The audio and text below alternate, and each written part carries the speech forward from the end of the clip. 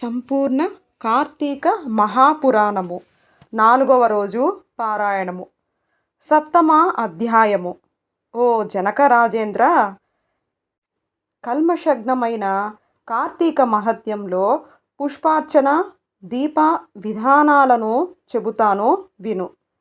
పుష్పార్చన ఫల దాన దీప విధి విశేషములు.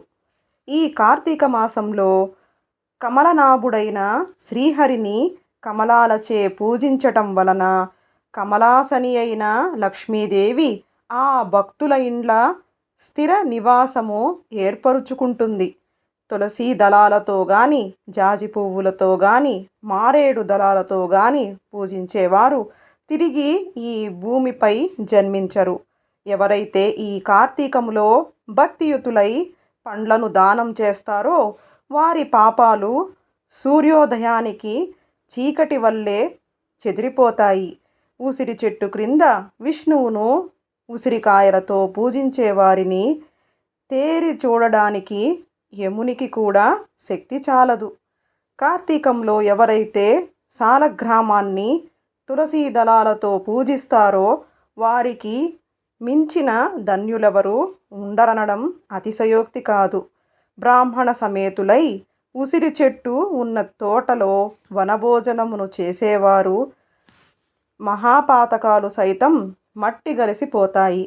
బ్రాహ్మణ సమేతులై ఉసిరి చెట్టు క్రింద సాలగ్రామ పూజ చేసేవారు వైకుంఠాన్ని పొంది విష్ణువు వలె ఆనందిస్తారు. ఎవరైతే కార్తీక మాసంలో విష్ణవాలయంలో మామిడి ఆకుల తోరణం కడతారో వాళ్ళు పరమపదాన్ని పొందుతారు. పువ్వులతో గాని, అరటి స్తంభాలతో గాని మండపము కట్టిన వాళ్ళు వైకుంఠములో విష్ణువు సామీప్యాన్ని పొందుతారు.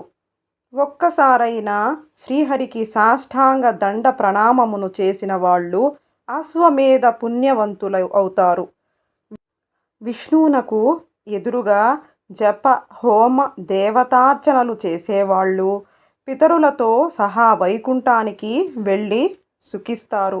స్నానమును చేసి తడి బట్టతోనున్న వానికి పొడి బట్టని దానం చేసిన వాడు 10,000 అశ్వమేధాల ఫలాన్ని పొందుతాడు. ఆలయ శిఖరముపై ధ్వజారోహం చేసిన వారి పాపాలు గాలికి పుష్పము రాగము వలె ఎగిరిపోతాయి. నల్లని లేదా తెల్లని అవిసెపూలతో హరిపూజను చేసిన వారికి 10,000 యజ్ఞాల ఫలితము ప్రాప్తిస్తుంది. కార్తీక మాసమందు ఏ స్త్రీ అయితే బృందావనాన గోమయంతో అలికి పంచరంగులతోనో శంఖ పద్మ స్వస్తికాది రంగవల్లులతోనో తీరుస్తుందో ఆమె విష్ణువునకు ప్రియురాలవుతుంది. విష్ణు సన్నిధిలో నందాదీపాన్ని అర్పించడం వలన కలిగే పుణ్యాన్ని 1000 నోళ్ల ఆదిశేషుడైనా పొగడలేడు. ఈ కార్తీక మాసంలో శివుని జిల్లేడు పూలతో పూజించినవాడు దీర్ఘాయువై అంత్యాన్న మోక్షాన్ని పొందుతాడు. విష్ణవాలయంలో మండపాన్ని అలంకరించిన వారు హరిమందిరములో చిరస్థాయిగా ఉంటారు. హరిని మల్లెపువ్వులతో పూజించిన వారి పాపాలు సర్వనాశనమైపోతాయి. తులసి గంధముతో సాలగ్రామ పూజను చేసిన వారు వైకుంఠాన్ని పొందుతారు. విష్ణు సన్నిధిలో నాట్యమును చేసిన వారి యొక్క పూర్వ సంచిత పాపాలన్నీ నాశనమైపోతాయి. భక్తియుతులై అన్నదానమును చేసే వారి పాపాలు గాలికి మంచి తునకల్లా ఎగిరిపోతాయి. ప్రత్యేకించి కార్తీక మాసంలో నువ్వుల దానము, మహానదీ స్నానము, బ్రహ్మపత్ర భోజనము, అన్నదానము ఈ 4 ఆచరించడం ధర్మముగా చెప్పబడుతూ ఉంది. స్నాన దానాదులు నాచరించని వారు, లోబి అయి యథాశక్తిగా చేయని వారు 100 జన్మలు కుక్కగా పుట్టి కడపట చండాల యోనిని జన్మిస్తారు. కార్తీక వ్రత శూన్యులు మరుజన్మలో గాడిదగా పుట్టి తదుపరి 100 పుట్టుకలు శునకయోనిన జన్మిస్తారు. కార్తీక మాసంలో శ్రీహరిని కదంబ పుష్పాలతో పూజించిన వారు సూర్యమండలాన్ని ఛేదించుకుని స్వర్గానికి వెళతారు. పద్మాలతో పూజించిన వారు చిరకాలము సూర్యమండలంలోనే నివసిస్తారు. ఓ జనక మహారాజా, కార్తీక మాసంలో ఎవరైతే అవిసె పువ్వుల మాలను తాము ధరించి తదుపరిని అవిసె పువ్వుల మాలికలతో శ్రీహరిని పూజిస్తారో వారు స్వర్గాధిపతులవుతారు. మాల్యములు, తులసీ దళాలతో విష్ణువును పూజించే వనితలు వైకుంఠాన్ని పొందుతారు. ఇంకొక సూక్ష్మాన్ని చెబుతాను విను. ఆసక్తులైన వాళ్ళు కార్తీకే భానువారేతు స్నాన కర్మ సమాచరేత్ మానస స్నానేన యత్పుణ్యం తత్పుణ్యం లభతే నృప ఆద్యంతిమే తిదౌ మధ్యమే చ దినే యః స్నానమాచరేత్ మానస స్నాన ఫలం తేన లభ్యతే నాత్ర సంశయః. కార్తీక మాసంలో ఆదివారం నాడు గాని లేదా శుక్ల పాడ్యమి నాడు గాని పౌర్ణమి నాడు గాని అమావాస్య నాడు గాని సంకల్పరహితముగా ప్రాతస్నానం ఆచరించడం వలన కూడా ఆ మాసమంతా స్నానం చేసిన పుణ్యం కలుగుతుంది. ఆపాటి శక్తి కూడా లేని వాళ్ళు కార్తీక మాసం నెల రోజులు ఈ సంపూర్ణ కార్తీక మహాపురాణాన్ని చదివినా వినినా కూడా స్నాన ఫలాన్ని పొందుతారు. ఇది కేవలం ఆసక్తులకే సుమా. మహీశ, కార్తీక మాసంలో ఇతరులు వెలిగించిన దీపాలను చూసి ఆనందించే వారి పాపాలు నశించిపోతాయి. కార్తీక మాసంలో విష్ణు పూజార్థమై ఇతరులకు సహకరించేవారు స్వర్గాన్ని పొందుతారు. తాము స్వయముగా సంకల్పపూర్వకముగా విష్ణువును పూజించే వాళ్ళు అవ్యయ పదాన్ని పొందుతారు. కార్తీక మాసంలో సాయంకాలంలో దేవాలయాల్లో శివ విష్ణు స్తోత్రాలను పఠించేవారు కొంతకాలం స్వర్గంలో ఉండి అనంతరం ధ్రువలోకాన్ని పొందుతారు. ఇలా ప్రతి కార్తీక మాసంలో ఎవరైతే హరిహరులను స్మరించకుండా ఉంటారో వాళ్ళు 7 జన్మల పాటు నక్కలుగా అనడంలో ఏమీ సందేహం లేదు. అష్టమాధ్యాయము. వశిష్ఠుడు చెప్పినదంతా విని జనకుడు అడుగుతున్నాడు, మహర్షి, మీరు చెప్పినవన్నీ వినిన తరువాత నాకొక సందేహం కలుగుతోంది. వర్ణ సాంకర్యాది మహాపాపాలను చేసిన దుర్జనులు వేద త్రయోక్తాలైన ప్రాయశ్చిత్తాలను చేసుకొనినది పరిశుద్ధులు కారు అని సమస్త ధర్మశాస్త్రాల్లోనూ ఘోషిస్తుండగా కేవలం కార్తీక వ్రతాచరణ ధర్మలేశము చేతనే సమస్త పాపాలు హరించుకునిపోయి వైకుంఠాన్ని పొందుతారని చెప్పడంలో మర్మమేమిటి? ఇది ఎలా సంభవం? అత్యంత స్వల్పమైన పుణ్య మాత్రము చేతనే గొప్ప గొప్ప పాపాలు ఎలా నశించిపోతాయి? గండ్రగొడ్డళ్లతో కూడా కూలనేయ సాధ్యము గాని మహాపర్వతాన్ని కేవలం కొనవ్రేలి గోటితో కూల్చడం సాధ్యమవుతుందా? అగ్నిదగ్ధమవుతున్న ఇంటిలో ఉన్నవాడు ఆ మంట మీద పురుషుడు నీళ్లు జల్లినంత మాత్రాన అగ్ని ప్రమాదము తొలగిపోతుందా? ఏ మహానది ప్రవాహములోనో కొట్టుకుని పోయే వారిని ఓ పాటి గడ్డి పరక గట్టుకు చేర్చగలుగుతుందా? తనకు తానై కొండచరియల్లో ఏ లతాసూత్రాన్నో పట్టుకున్నంత మాత్రం చేతనే నదీపాత వేగాన్నుంచి సంరక్షించబడతాడా?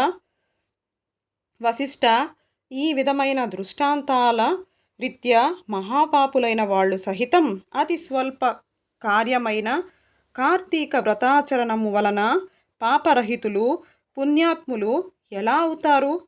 వీటికి మీ సమాధానమేమిటి?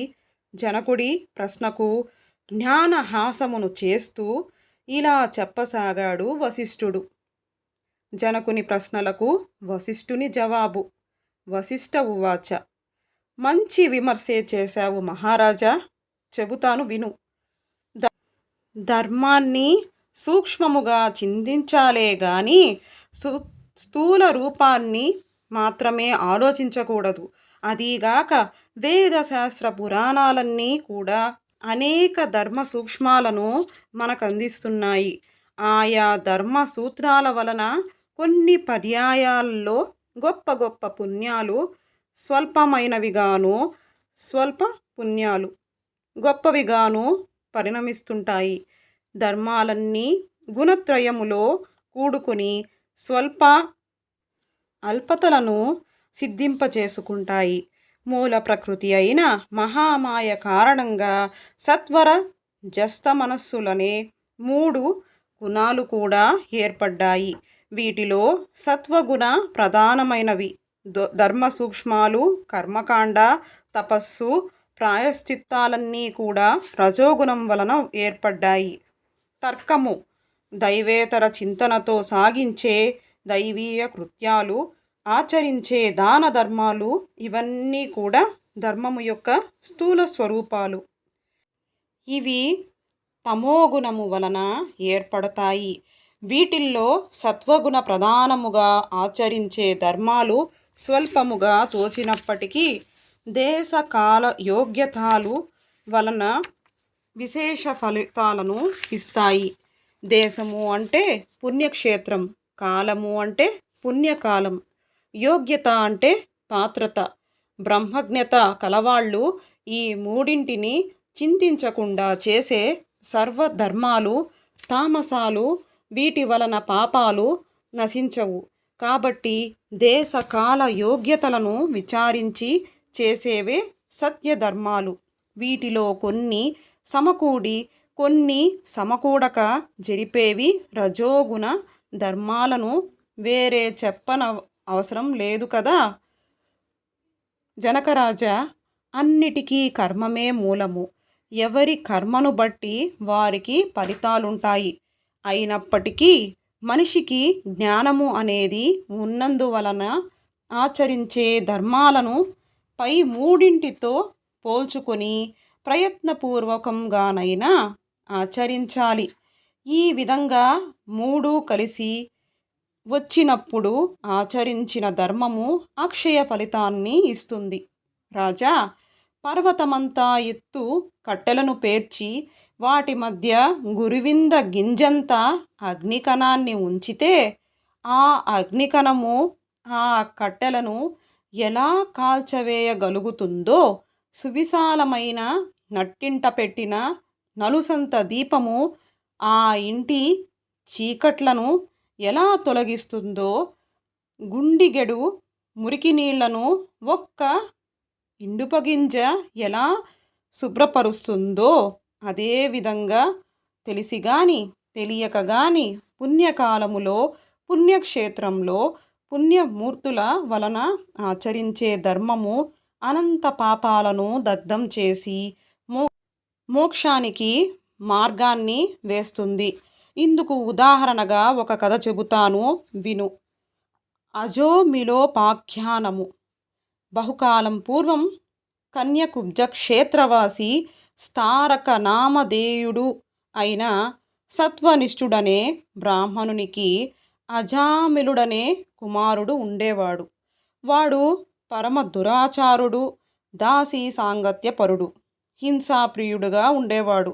సాటి బ్రాహ్మణ గృహంలోనూ ఒకానొక దాసీతో సాంగత్యమును పెట్టుకొని తల్లిదండ్రులను మీరి ఆ దాసీ దానితోనే భోజన శయనాదులన్నిటినీ నిర్వర్తిస్తూ కామాంధుడై వైదిక కర్మలన్నింటినీ విడిచిపెట్టి కేవల కామశక్తుడై ప్రవర్తించసాగాడు. తద్వారా బంధువులంతా అతనిని వదిలివేశారు, కులము వాళ్ళు వెలివేశారు. అందువలన ఇల్లు వదిలిపెట్టి పోవలసి వచ్చిన అజామిలుడు చండాలపు వాడలోనే ఒకానొక దాసీ దానితో కాపురం పెట్టి కుక్కలను మృగాలను ఉచ్చులు వేసి పట్టుకునే వృత్తిలో బతికే జనాలలో లీనమై మధు మాంస సేవనాలోలుడై కాలమును గడపసాగాడు. ఇలా ఉండగా ఒకనాడతని ప్రియురాలైన దాసీది కళ్ళు త్రాగడం కోసం తాడి చెట్టును ఎక్కి కొమ్మ విరగడం వలన క్రిందపడి మరణించింది. అజామిలుడు అమితంగా దుఃఖించాడు. అప్పటికే ఆ దాసీదానికి యవ్వనవతి అయిన కూతురు ఉంది. మహాపాపాత్ముడు, మహాకామాంధుడు అయిన అజామిలుడు తనకి కూతురు వరసని కూడా తలచకుండా ఆ పిల్లనే వరించి ఆమెతోనే కామోపభాగాలను అనుభవించసాగాడు. కాముకుడైన అజామిలుడు తన కూతురియందే అనేక మంది బిడ్డలను పొందాడు. కానీ వాళ్ళందరూ కూడా పసికందులుగా కడతేరిపోగా కడగా పుట్టి మిగిలిన బిడ్డకు నారాయణ అని నామకరణం చేసి అత్యధిక ప్రేమతో పెంచుకోసాగాడు. తాను తింటున్నా, నిద్రిస్తున్నా, ఏమి చేస్తున్నా సరే సతతం అతనినే స్మరించుకుంటూ నారాయణ నారాయణ అని పిలుచుకుంటూ తన్మయుడవుతూ ఉండేవాడు. కాలము గడిచి అజామిలుడు కాలము చేసే సమయము ఆసన్నమైంది. అతడిలోని జీవుని తీసుకొని పోయేందుకు గాను ఎర్రని గడ్డములు, మీసములు కలిగి చేత దండపాశాలను ధరించిన భయంకర రూపులైన యమదూతలు వచ్చారు. వారిని చూస్తూనే గడగడలాడిపోయిన అజామిలుడు ఆ ప్రాణావసాన వేళ కూడా పుత్రవాత్సల్యాన్ని విరమించుకోలేక ఎక్కడో దూరముగా స్నేహితులతో ఆటలలో మునిగి ఉన్న కుమారుని కోసమై నారాయణ, ఓ నారాయణ, తండ్రి నారాయణ అని పలుమార్లు పిలవసాగాడు. ఆ పిలుపు అతడి కొడుకుకు వినబడలేదు. అతను రానూ లేదు. కానీ చేరువకు వచ్చిన యమదూతలు ఆ నారాయణ నామస్మరణను విని వెనుకకు జంకారు.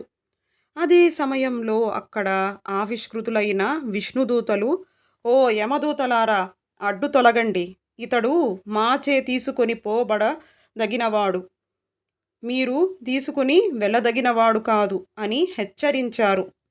వికసిత పద్మాల వలె విశాలమైన నేత్రాలు కలవాళ్ళు, పద్మమాలాంబరవాసులు అయిన ఆ పవిత్ర విష్ణో పారిషదులను చూసి విభ్రాంతులైన యమదూతలు, అయ్యా, మీరెవరు? యక్ష గంధర్వ సిద్ధ ఆచరణ కిన్నర విద్యాధరుల్లో ఏ తెగకు చెందినవారు? మా ప్రభువైన యమధర్మరాజు మాకు విధించిన ధర్మము రీత్యా తీసుకొని వెళ్ళనున్న ఈ జీవుని మీరెందుకు తీసుకొని వెడుతున్నారు అని అడగడంతో విష్ణుదూతలు ఇలా చెప్పసాగారు. ఏవం శ్రీ స్కాంద పురాణాంతర్గత కార్తీక మహత్యే సప్తమ అష్టమ అధ్యాయౌ సమాప్తః.